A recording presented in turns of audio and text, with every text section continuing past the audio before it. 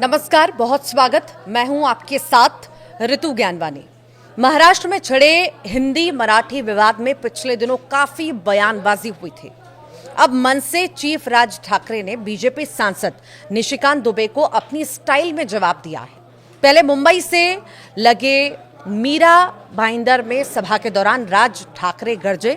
उन्होंने दुबे के पटक पटक के मारेंगे का जवाब डुबो डुबो के मारेंगे से दिया। ठाकरे ने कहा कि आप मुंबई आएं। राज ठाकरे के बयान के बाद एक बार फिर भाषा विवाद तूल पकड़ सकता है। मुंबई की मीरा रोड पर नॉन मराठी बिजनेसमैन की पिटाई की घटना पर दुबे ने राज ठाकरे को निशाने पर लिया था। तब उन्होंने ठाकरे को यूपी बिहार आने पर पटक पटक के मारने की बात कही थी। राज ठाकरे ने बीजेपी सांसद निशिकांत दुबे की धमकी भरी टिप्पणी पर पलटवार करते हुए उन्हें मुंबई आने की चुनौती दी है। आप जो है लाटसाही कर रहे हो और ऊपर से जो है आप हमारा दोहन करके शोषण करके टैक्स पेयर करते हो। और यदि आप में ज्यादा हिम्मत है तो आप हिंदी भाषी को मारते हो तो उर्दू भाषी को भी मारो, तमिलियन को भी मारो, आप जो है तेलुगु वाले को भी मारो।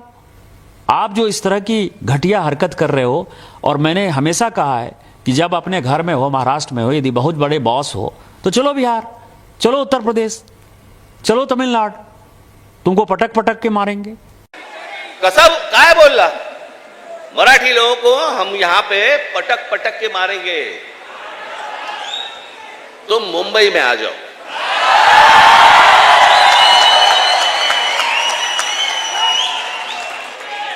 मुंबई के समुंदर में डूबे डूबे कर मारेंगे।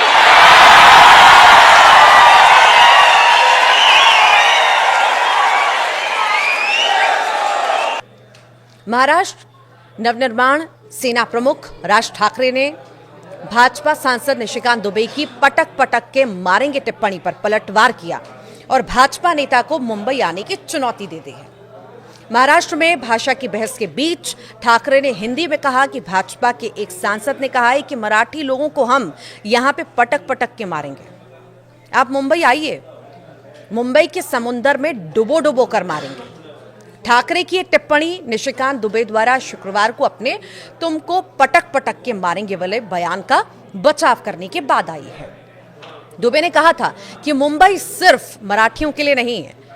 उन्होंने राज ठाकरे के साथ उद्धव ठाकरे को निशाने पर लिया था।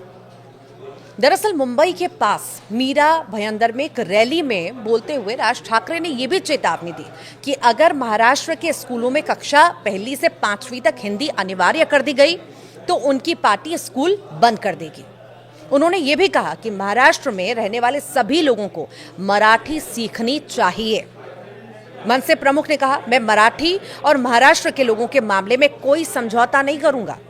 जो लोग महाराष्ट्र में रहते हैं मैं उनसे कहना चाहूंगा कि जितनी जल्दी हो सके मराठी सीखें, जहां भी जाएं मराठी बोलें। तो वहीं पर इस महीने की शुरुआत में फडणवीस की अगुवाई वाली महायुति सरकार मनसे और राज ठाकरे के चचेरे भाई उद्धव ठाकरे के नेतृत्व वाली शिवसेना सहित कई संगठनों और राजनीतिक दलों के कड़े विरोध के बाद प्राथमिक विद्यालयों में हिंदी अनिवार्य करने वाले 2 आदेश वापस लिए गए थे। अब चलिए आपको बताते हैं कि महाराष्ट्र में भाषा विवाद आखिर है क्या। तो महाराष्ट्र में अप्रैल में 1 से 5वीं तक के स्टूडेंट्स के लिए तीसरी भाषा के तौर पर हिंदी जो है अनिवार्य की गई थी। यह फैसला राज्य के सभी मराठी और अंग्रेजी मीडियम स्कूलों पर लागू किया गया था। नेशनल एजुकेशन पॉलिसी यानी NEP 2020 के नए करिकुलम को ध्यान में रखते हुए महाराष्ट्र में इन क्लासेस के लिए 3 भाषा की पॉलिसी लागू की गई थी। विवाद बढ़ने के बाद अपडेटेड गाइडलाइंस जारी की गई। मराठी और अंग्रेजी मीडियम में कक्षा 1 से 5वीं तक पढ़ने वाले स्टूडेंट्स तीसरी भाषा के तौर पर हिंदी के अलावा भी दूसरी भारतीय भाषाएं चुन सकते हैं। इसके लिए शर्त बस ये होगी कि एक क्लास के कम से कम 20 स्टूडेंट्स हिंदी से इतर दूसरी भाषा को चुनें। ऐसी स्थिति में स्कूल में दूसरी भाषा की टीचर भी अपॉइंट कराई जाएगी। अगर दूसरी भाषा चुनने वाले स्टूडेंट्स का नंबर 20 से कम है तो वो भाषा ऑनलाइन माध्यम से भी पढ़ाई जाएगी। आपको याद होगा कि 20 साल बाद ठाकरे परिवार एक साथ नजर आए। महाराष्ट्र में हिंदी को लेकर जारी विवाद के बीच उद्धव ठाकरे और राज ठाकरे ने मराठी एकता पर मुंबई के वर्ली डोम में रैली भी की थी और इसी मौके पर दोनों की तरफ से आगे साथ मिलकर राजनीति करने के संकेत भी दिए गए थे। राज ठाकरे ने कहा, मैंने अपने इंटरव्यू में कहा था कि झगड़े से बड़ा महाराष्ट्र है। 20 साल बाद हम एक मंच पर आए हैं, आपको दिख रहे हैं। हमारे लिए सिर्फ महाराष्ट्र और मराठी एजेंडा है, कोई राजनीतिक एजेंडा नहीं है। लोगों की बातों पर ध्यान ना दीजिए, महाराष्ट्र को समझिए और हम क्या चाहते हैं वो भी समझिए, महाराष्ट्र की जनता को समझिए।